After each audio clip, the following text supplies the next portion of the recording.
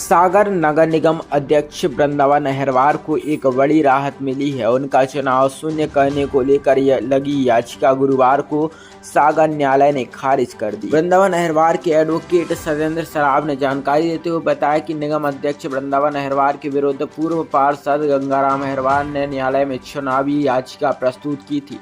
इस याचिका में उन्होंने 2 आधार लिए थे कि वृंदावन अहिरवार ने आपराधिक जानकारी को छुपाया है, साथ ही उन्होंने भूमि की जानकारी सही नहीं दी है। यह याचिका पिछले 2 साल से लंबित। वहीं इस मामले में गुरुवार को माननीय न्यायालय ने अपना फैसला सुनाया, जिसमें उन्होंने गंगाराम अहिरवार द्वारा लगाए गए आरोप को सही नहीं पाया। वहीं नगर निगम अध्यक्ष वृंदावन अहिरवार ने कहा कि यह सच्चाई की जीत है। सत्य परेशान हो सकता है लेकिन पराजित नहीं हो सकता। मुझे बाबा साहब के संविधान पर पूरा भरोसा था। साथ ही उन्होंने कहा कि पूर्व पार्षद गंगाराम अहिरवार ने याचिका लगाई थी, उनके पीछे कौन कौन था जिन्होंने उन्हें आर्थिक रूप से मजबूत किया, इसकी शिकायत मैंने पार्टी में भी की है। साथ ही उन्होंने कहा कि गंगाराम हमारे वार्ड के ही कुछ लोगों के भड़काने पर उन्होंने याचिका लगाई थी। नगर पालिक निगम सागर के पूर्व में अध्यक्ष पद के लिए हुए निर्वाचन में विजयी प्रत्याशी वृंदावन अहिरवार जी निर्वाचित हुए थे। उनके विरुद्ध गंगाराम अहिरवार ने माननीय न्यायालय के समक्ष एक चुनाव याचिका प्रस्तुत की थी। उस चुनाव याचिका में उनने 2 आधार लिए थे। पहला आधार था कि उनने कुछ आपराधिक तत्वों को छिपाया है और दूसरा उनने जानकारी भूमि के संबंध में सही नहीं दी है। यह चुनाव याचिका पिछले 2 साल से लंबित थी। इसमें गुण दोषों पर निर्णय हुआ है और उस चुनाव याचिका में माननीय न्यायालय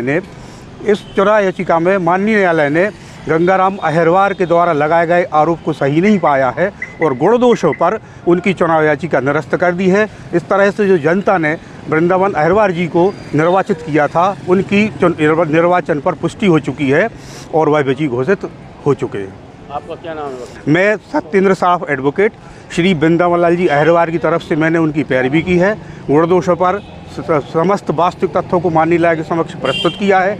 उन तर्कों से माननीय न्यायालय सहमत हुआ है। गंगाराम अहिरवार जी के जो आरोप थे, जो उनके अभिवचन थे, माननीय न्यायालय ने उनको सही नहीं पाया है और अंततः गुण दोषों पर श्री वृंदावन लाल अहिरवार जी की चुनाव याचिका को निरस्त करती उनके चुनाव को सही ठहराया है। और कौन थे? इसमें मेरे साथ श्री संजय बाबा सेन अधिवक्ता ने भी बड़े प्रभावी रूप से पैरवी की है।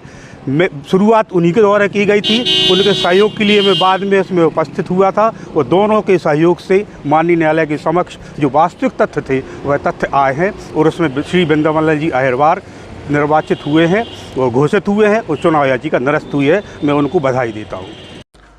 आज एक हमारे यहाँ के पूर्व पार्षद हैं श्री गंगाराम अहिरवार जी, उनके द्वारा चुनाव शून्य करने की याचिका माननीय न्यायालय में दायर की गई थी। आज उसका फैसला आया और न्यायालय ने आज उस याचिका को खारिज कर दिया। मेरा एक ही कहना है कि सत्य परेशान हो सकता है परंतु पराजित नहीं हो सकता और बाबा साहब के संविधान पर पूरा भरोसा था और आज न्याय की जीत हुई है।